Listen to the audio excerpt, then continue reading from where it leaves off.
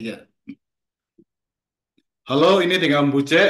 Saat ini saya bersama dengan caleg termuda kita yang akan mewakili diaspora Indonesia. Apa kabar, Abraham? Baik, apa kabar bro? Ya, Gimana perasaannya menang sebagai ini akan masuk ke DPR? ya lega lah. Meskipun targetnya tidak sesuai, tapi kita tetap lega.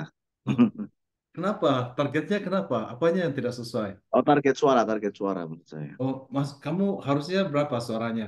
Kamu kan sudah cukup banyak, 60.000, berapa tuh? 60.000 berapa? Kenapa? Enggak, kita Berapa? 76.000 bro. Eh, 76.945. sekarang udah naik lagi 76.945.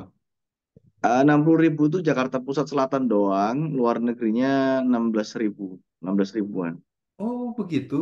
Jadi saya punya Ya. info salah ya. Jadi Jakarta Pusat harus ditambah dengan luar negeri, begitu. Ya, Jakarta Pusat Selatan tambah luar negeri. Yang enam Gitu. puluh ribu itu apa? Jakarta Pusat aja atau Jakarta Selatan? Pusat dan Selatan. Oh, Jakarta Pusat dan Selatan 60.000. Luar negeri kamu dapat berapa? 16 apa? 16. 16.000 something.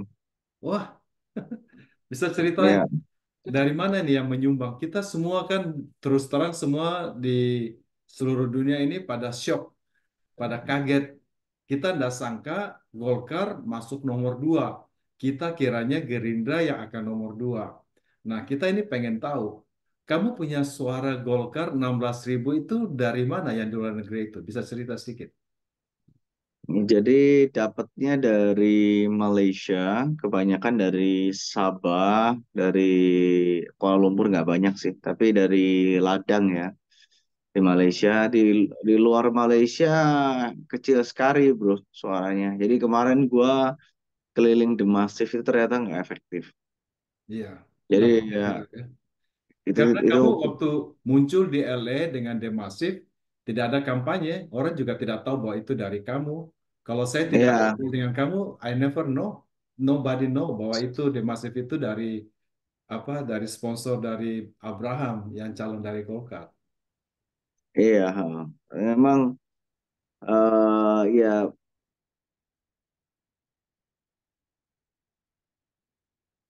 Eh, suaranya hilang, suaranya hilang. Kamu tekan apa nih? Suaranya hilang. ya apa nggak efektif ternyata kemarin keliling dengan The Massive dan di New York pun kemarin yang hadir ribuan juga. Jadi suara gue yang di luar negeri selain dari Malaysia itu cuma dapat around mungkin 400 kali. That is true. 400, ya kecil sekali 400 atau ya mungkin 400 kalau enggak maksimal 800 itu maksimal karena kayak di Hong Kong ya di Hong Kong itu kita membantu sangat banyak pekerja migran Indonesia. Kita juga kampanye, tapi dapatnya cuma 200. Gitu ya. Ya, so it's not much. Jadi gue juga bingung juga ya sama sama apa kampanye apa yang harus dilakukan supaya bisa menarik perhatian teman-teman PMI karena kita sudah mencoba untuk membantu, tapi kelihatannya ya nggak ngefek. Jadi yang aku lihat suaranya besar di daerah seluar Malaysia itu kebanyakan artis. Hmm, Kebanyakan artis. gitu ya. Dan ya kalau misalnya bukan artis, nggak begitu bagus. Makanya di tahun 2024 sampai 2029 ini, gua akan berjuang, ya, gua akan berjuang untuk supaya dapil luar negeri dan dapil Jakarta Pusat Selatan ini dipisah. Ini harus dipisah. Kenapa kalau nggak dipisah? Kalau nggak dipisah, satu, nggak akan bisa fokus. Dan kedua eh, ini akan apa ya jadi nggak bagus gitu loh untuk perpolitikan kita. Sebentar. Kalau Mhm. luar negeri kamu pisah dengan Jakarta Selatan, berarti kamu tidak akan menang karena kamu punya suara di luar negeri kecil. Iya, kalau misalnya Jakarta Pusat, Jakarta Selatan, aku akan ngambil dapil dari Jakarta Pusat dan Jakarta Selatan, Buja. Gitu. Dan Buja harus tahu juga, kalau misalnya luar negeri itu suara terbanyak yang aku masih masuk top 5. Hmm. Jadi Ya, yang bentar. Suara luar negeri kamu masuk top 5. Bagaimana top bisa? 5. Padahal kamu hanya Ya, 400 suara. Nah, suara negeri enggak. itu 500. Luar negeri, Hah? luar negeri kan aku 16.000. Oh, oh, Malaysia aku dapat 14.000. oh, oke. Jadi Malaysia yang bantu kamu banyak ya, Malaysia ini ya. Malaysia bantu bantu kita banyak. Di luar Malaysia itu sangat kecil gitu loh. Itu sangat kecil dan lumayan mengagetkan sih, to be honest. Jadi very di luar ekspektasi. Ya, ke depan sih menurut gue ya, teman-teman diaspora eh, harus benar-benar ikut partisipasi ya, bukan dalam hanya pemilihan ini. Hmm, Maksudnya gini, bagaimana kita bisa punya perwakilan yang kita idamkan, yang kita inginkan. hmm, Kalau kita sendiri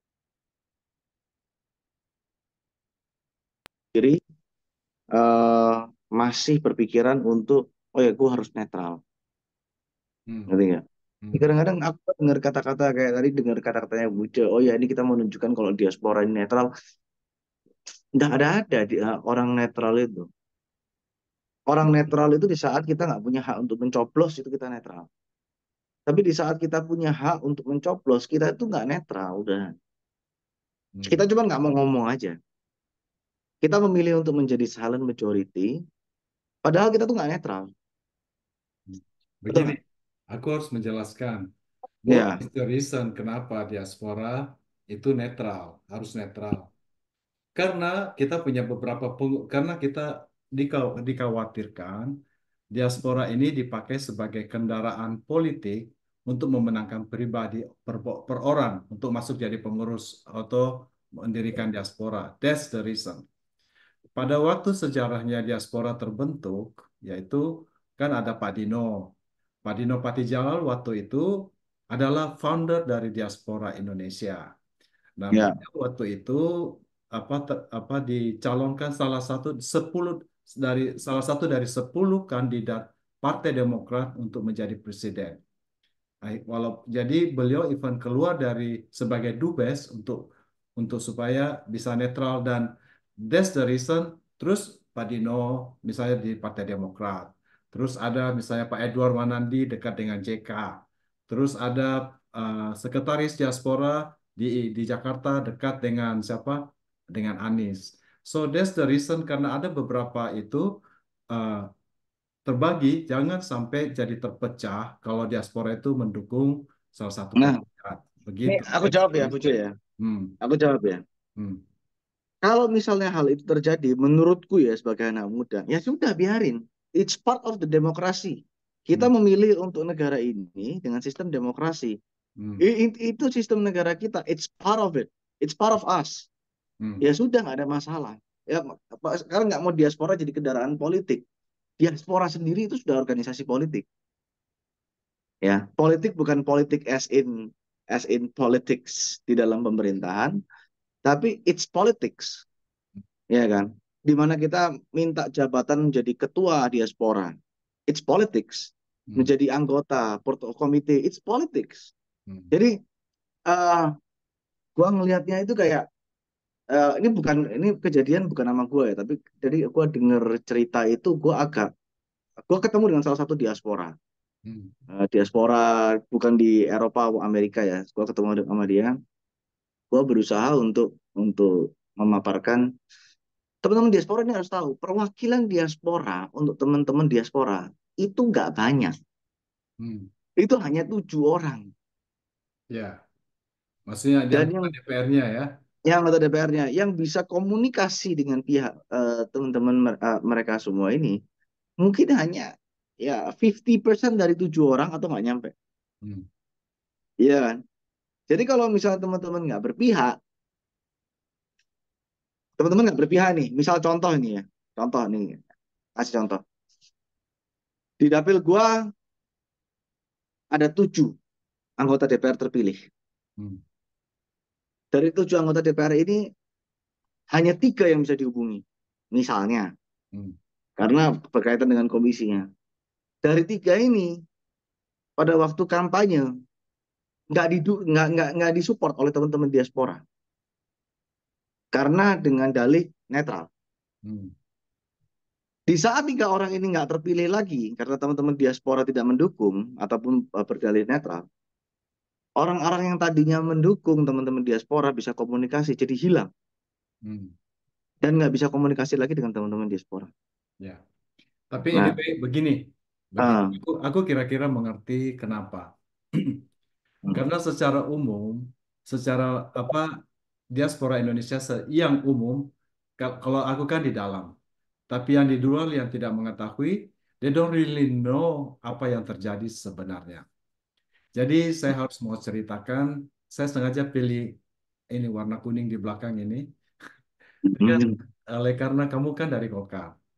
hmm, Banyak yang kalau kita di sini secara tradisional, mereka hanya partai PDIP, terus ada PKS dari pengajian, PKS, PDIP yang umum, ya dari agama Kristen banyak ke PDIP, terus hmm, kemudian kita datang juga Gerindra. Jadi tiga itu aja. Kita jarang, terus kemudian belakangan ini dari PSI itu. Tapi Golkar kita jarang dengar ada apa gitu di Golkar, apa gitu tidak ada di LA gitu. That's why.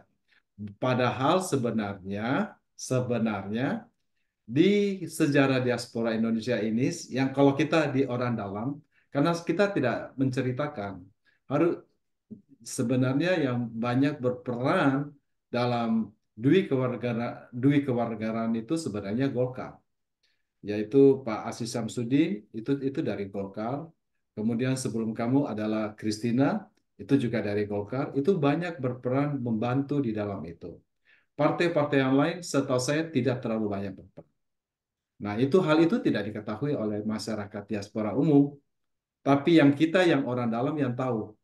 Yang ini uh, cuma kurang sosialisasinya uh, karena mendapat kendala pada waktu itu beberapa dari teman Expo adalah ketua PPLN. Misalnya Ibu Evi yang ada dalam Expo di Meksiko. Terus Ibu Dewi Kartika itu Expo kita juga, dia adalah ketua PPLN di uh, Taiwan. Terus ada yang di London. Beberapa teman-teman Expo itu adalah ketua PPLN. Nah, sebagai kota PPLN, mereka lebih terikat lagi dengan peraturan dari PPLN untuk betul-betul netral. Jadi sehingga event menyebutkan nama partai pun mereka tidak boleh gitu. Karena itu menyalahi undang-undang pemilu gitu. So, kamu harus mengerti hal itu. So, that's the reason mereka lebih lebih kalau saya kan saya bukan ketua PPLN, saya tidak memilih, saya warga negara Amerika, so I can speak apa uh, free apa yang saya mau ngomong gitu loh. So that is the reason. Now begini, aku pengen tahu nih di Malaysia ini apakah apakah karena orang yang memilih Prabowo itu instead bagaimana dengan Gerindra? Berapa ribu suara untuk itu Gerindra? Kamu tahu hmm. Gerindra tinggi. Aku lupa angka persisnya tapi tinggi.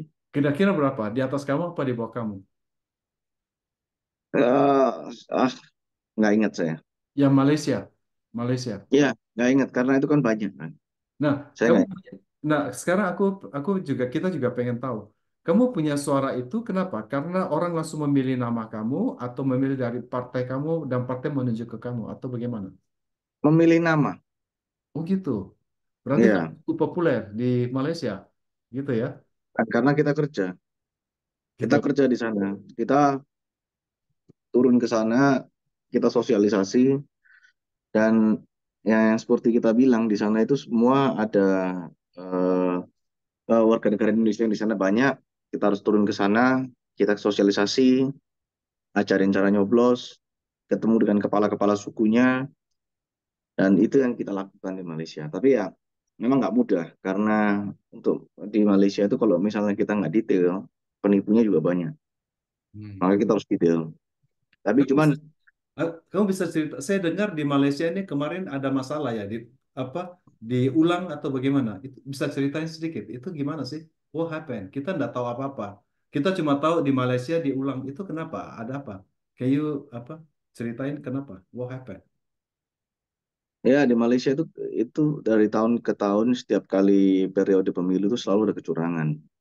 Begitu. Dan setiap 5 tahun sekali itu ada surat suara yang dikirimkan melalui pos kepada konstituen dan nggak nyampe di konstituen, sudah di tengah jalan udah dicoblosin orang. Terus ada kejadian tahun 2019 di mana barang itu nggak dikirim dan dicoblosin sendiri. Dan kemarin ada video viral, fotonya capres dan caleg dicoblosin di suatu rumah dari karung Malaysia Pos, berarti kan nggak dikirim ke konstituen. Hmm. Ternyata konstituen itu konstituen fiktif Hmm. dan banyak sekali data DPT yang tidak tercoklit. Maka dari itu dilakukan pemilihan suara ulang di Kuala Lumpur Hmm. gitu. Ternyata jadi waktu pemilihan apa yang different dari sebelumnya dengan setelah pemilihan ulang itu apa? Suara-suaranya beda, tidak dikirim lagi atau bagaimana? Orang harus datang. Suara yang tadinya dikirim lewat pos dikirim akhirnya melalui TPS. Oh, jadi orang harus datang ke TPS. Laporan ke TPS. Kalau nggak datang berarti pemilihnya nggak ada kan gitu. Oh, gitu. Jadi Iya. yang kedua ini perbedaan kedua waktu di pemilihan ulang di Malaysia Hmm. ini orangnya harus datang. Jadi tidak boleh lagi Harus datang. melalui pos, tidak ada melalui pos. Nggak boleh ya. Dan berapa suara dari itu total berapa suara di Malaysia, Bram? Kalau pemilihan suara ulang saya kan nggak kampanye, ya kan? Hmm. Karena saya pada waktu sebelum PSU saya udah lihat beda saya sama incumbent kan udah jauh. Hmm. Udah beda 40.000 nggak mungkin ngejar. Hmm. Jadi saya cuma ke sana cuma ngeliat doang, saya nggak kampanye. Jadi PSU saya cuma dapat 26 suara. Apa-apa? Apa? Jadi yang pertama itu kamu cuma dapat 26 suara. Enggak, yang pemilihan suara ulang untuk di Kuala Lumpur hanya dapat 26 saja. Hmm? Terus? Iya, Terus? iya, hanya itu aja. Loh, katanya 16.000 kamu dapatnya. Itu kan di luar Kuala Lumpur. Oh, are you talking about Kuala Lumpur? Iya, yang diulang tuh hanya Kuala Lumpur. Oh, yang diulang itu hanya Kuala Lumpur. Iya, yang diulang hanya Kuala Lumpur. Jadi tempat kamu itu apa namanya? Sabah. Yang banyak kamu dapat di mana? Kayak Tawau, Sabah, Kucing, Johor Baru. Nah, Itu yang aku dengar gitu. kamu, yang waktu kamu cerita, kamu terbang ke Sabah, terus kamu 7 jam lagi naik mobil ke dalam itu tuh, daerah itu. Iya, betul. Dari Betul. daerah itu kamu dapat suara banyak. Dapat suara. Banyak.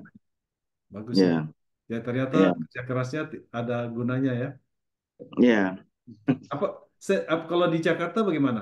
Di Jakarta kamu dapat berapa suara? Di 60.000 suara itu. Itu Jakarta Pusat 60 atau ribu lebih. Jakarta Selatan?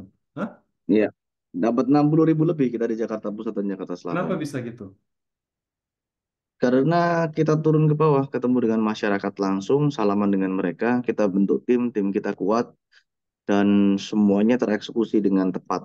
Meskipun banyak miss-nya ya Mas Ian ya, tapi dengan kondisi yang sekarang saya sudah tahu persis ini celahnya cara bermain di Jakarta Pusat dan Jakarta Selatan ini gimana, dan saya sudah tahu saya punya sistem yang kuat. Jadi ke depan tahun 2029 ini akan menjadi pembuktian atas konsep yang telah kita buat Hmm. Tentu gitu. sekarang nggak usah buka karena itu rahasia yang Ya, yang tahu hanya kamu sendiri. Katanya kau punya poster-poster yang gede-gede itu apa membantu enggak?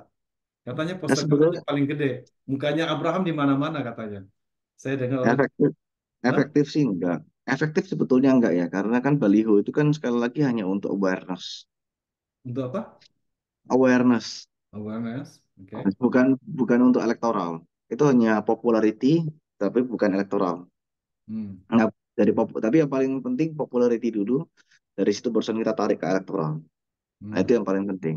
Nah, tapi eh aku lihat di dapil 7 ini, di dapil 2 ini kan 50% incumbent tumbang. 50% incumbent. Iya, termasuk Christina tentunya. Dari Dan, 7 huh? hanya 3 yang bertahan, 4 ganti. Hmm. Jadi Termasuk dari 4 orang.